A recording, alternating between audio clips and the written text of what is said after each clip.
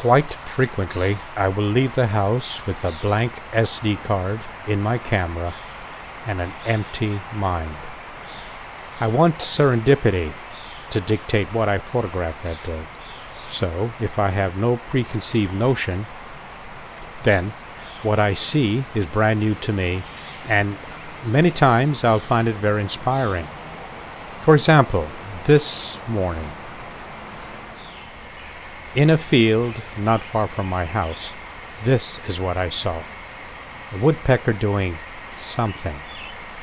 Needless to say, I became very curious, and I had to know what it was. And this is what I saw. A tree stump loaded with ants. You are correct, of course. I do have a lot of respect for ants because they do such a wonderful job cleaning up the environment. I know they're lowly little insects, but I gotta tell you, without them, this world would be a mess. But as I watched these guys, I also had a thought. I wondered, perhaps in trying to kill the ants, maybe we should simply try to divert their attention. In other words, if the ants are visiting you in your kitchen, maybe outside of your kitchen you could feed them, give them something, so that they will continue to become alive, well, and to thrive, and to clean up your backyard.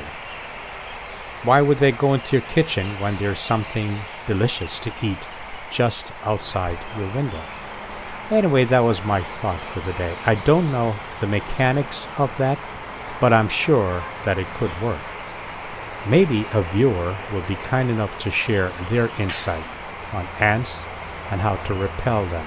Not to kill them, mind you, but how to repel them away from your kitchen.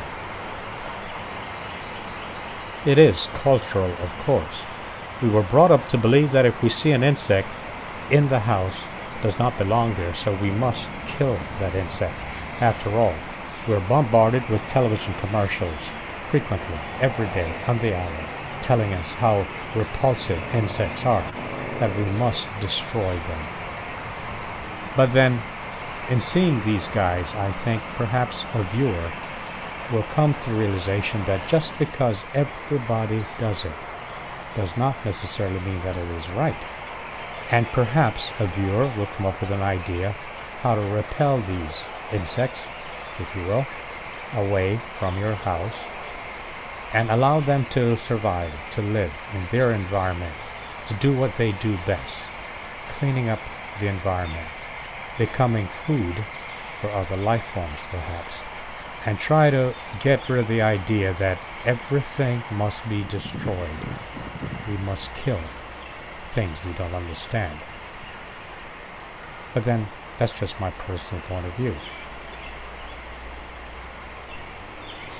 But there was something else, of course, other than the insect on the log, on the stump.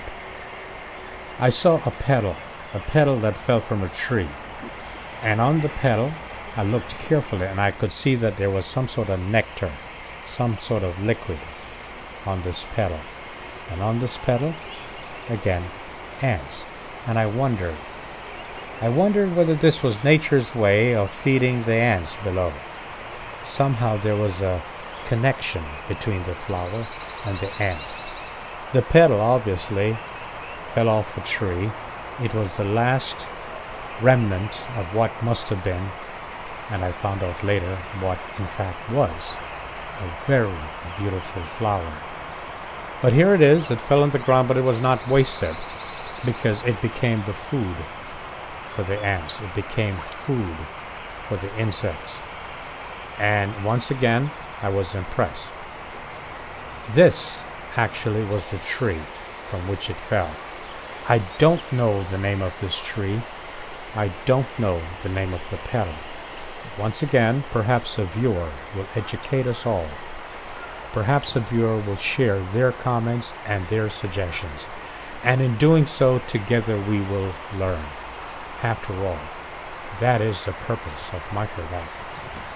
Anyway, this is the flower that fell from the tree.